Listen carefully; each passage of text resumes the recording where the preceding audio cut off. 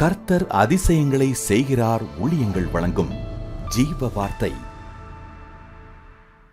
இந்த நாளிலும் கர்த்தருடைய ஊழியக்காரன் உங்களை வாழ்த்துகிறேன். இயேசுவின் நாமத்தில் உங்களை ஆசீர்வதிக்கிறேன்.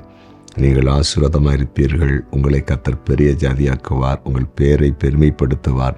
நீங்கள் கடன் வாங்க மாட்டீர்கள், கடன் கொடுப்பீர்கள். கர்த்தர் உங்களை அப்படியே ஆசீர்வதிப்பார். இந்த நாளில் கர்த்தர் உங்களுக்கு ஒரு அற்புதத்தை செய்ய போகிறார். நீங்கள் சாட்சியாய் அறிவிப்பீர்கள்.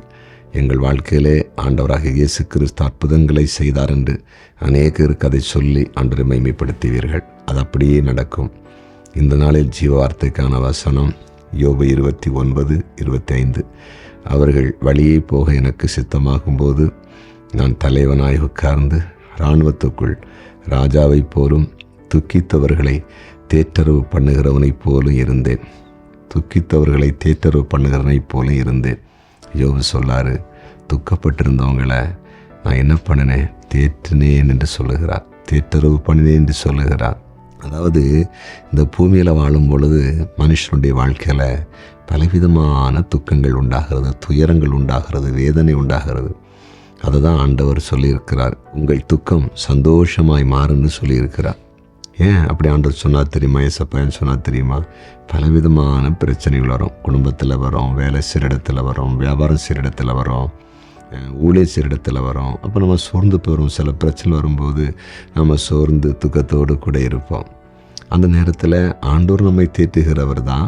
ஆனால் சில நேரத்தில் சில மனிதர்கள் நம்ம தேற்ற வேண்டியது இருக்கும். ஏன் அப்படி இருக்கீங்க, ஏன் சோர்ந்து இருக்கீங்க, தைரியமாக இருக்கேன் அப்படின்னு சொல்லிட்டு. ஆனால் யோபு பாருங்களா, யாரெல்லாம் துக்கத்தோடு இருந்தாங்களோ அவங்களெல்லாம் அவர் தேற்றினாராம. உங்களை அப்படி ஒரு இடத்துல கத்தர் வைக்க முடியாதா? உங்களை ஆசீர்வதித்து உயர்த்தி நல்ல சமாதானத்தை கொடுத்து வேதனைப்படுகிற, கஷ்டப்படுகிற, கண்ணீர் வடிக்கிற, ஆறுதல் இல்லாமல் இருக்கிற மக்களுக்கு நீங்கள் ஆறுதலை கொண்டு வர உங்களை கத்தரால் வைக்க முடியாதா? கண்டிப்பாக முடியும். ஒரு நல்ல உயர்ந்த ஸ்தானத்தில் உங்களை கொண்டு வந்து வைத்து அப்படி வைக்க முடியும். அநேக திக்கற்ற ஏழை பிள்ளைகளுக்கு நீங்கள் நியாயம் செய்கிற ஒரு மனிதனாக மாற முடியும். உதவி செய்கிற ஒரு மனிதனாக மாற முடியும். கர்த்தருக்காக நீங்கள் ஊழியம் செய்து கூட அந்த ஊழியத்து நிமித்தம் நோய்களை சுகமாக்கி, பிசாசுகளை துரத்தி, மக்களுடைய கட்டுகளை உடைச்சி அவங்க துக்கத்தை சந்தோஷம் மாற்ற முடியும். கண்டிப்பாக முடியும். ஏதோ ஒன்று செய்ய போகிறார் உங்களை கொண்டு. சரியா? பயப்படாதீங்க. படிப்பு இல்லை, ஞானம் இல்லை, அறிவில்லை, நான் தோற்று போயிட்டேன், கடந்த காலத்தெல்லாம் வீணாக்கிட்டேன்னு நிற்காதீங்க. வாங்க ஏசப்பாட்ட. அவர் உங்களுக்கு அற்புதம் செய்வார். சரியா? அவர் உங்களுக்கு ஒரு காரியத்தை செய்வார், ஒரு புதிய காரியத்தை செய்வார். யோபுவை கொண்டு செய்தது போல் உங்கள் வாழ்க்கையில் உங்களை கொண்டு செய்ய போகிறார். ஜெபிப்போமா? ஜெபிக்கலாம். ஆண்டவரே, யோபுவை துக்கத்தோடு இருந்த மக்களுக்கு தேற்றத்தக்கதாக, அந்த துக்கத்தை சந்தோஷமாக மாற்றத்தக்கதாக வைத்ததை போல ஒவ்வொருவருக்காக ஜெபிக்கிறேன். இன்றைக்கு ஆண்டவர் நம்முடைய பிள்ளைகள் சில வேளையில் துக்கத்தோடு வேதனோடு இருக்கலாம். அதை கத்தர் மாற்றும்.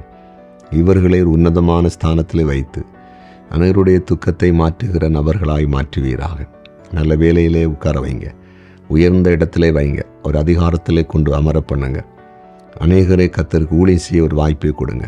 சுகமளிக்கும் வரத்தை கொடுத்து, தீர்க்க தரிசன வரத்தை கொடுத்து, பிரசங்கிக்கிற வரத்தை கொடுத்து, கட்டுகளை உடைக்கிற வரத்தை கொடுத்து, துக்கத்தோடு வேதனையோடு கண்ணீரோடு இருக்கிற அநேக மக்களை ஆண்டவரே ஒரு சமாதானத்தின் பாதையிலே நடத்த, ஒரு சந்தோஷத்தின் பாதை நடத்த நீர் கிருபை கொடும். இன்றைக்கு ஆண்டவரே, பிறந்த நாளை காண்கிற ஒவ்வொருவரையும் ஆசீர்வதிக்கிறேன். திருமண நாளை காண்கிற ஒவ்வொரு குடும்பத்தையும் ஆசீர்வதிக்கிறேன். குறிப்பாக வியாதிப்பட்ட அனைவரும் நீர் இப்போ தொட்டு சுகமாக்கும்படி மன்றாடுகிறேன். சகல வியாதிகளையும் கத்தரிப்பை மாற்றி போடுவீராக. ஆண்டவரே, கமாண்டில் ஜெப குறிப்பேரை அனுப்பியிருந்தா அவங்களுக்கு நீர் அற்புதம் செய்யும்படி ஜெபிக்கிறேன். இயேசுவின் நாமத்தில் பிதாவே, ஆமென்.